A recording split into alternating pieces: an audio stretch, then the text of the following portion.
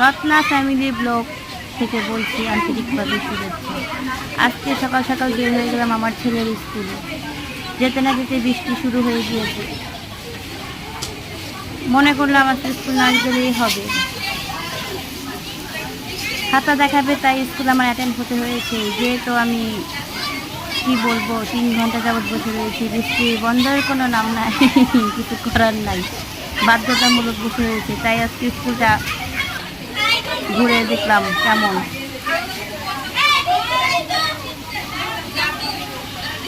গাছগাছালিতে বৃষ্টি পড়ছে, অনেক বৃষ্টি, ঝিরিঝিরি, আবহাওয়াটা অনেক খারাপ। ঝিরিঝিরি বৃষ্টি অনেকক্ষণ ধরে পড়তেছে, এখনও পড়তেছে বর্তমানে।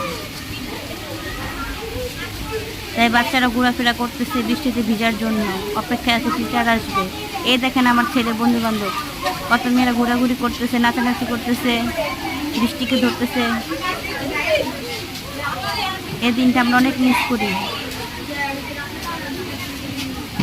আজকের মতো এখানেই শেষ।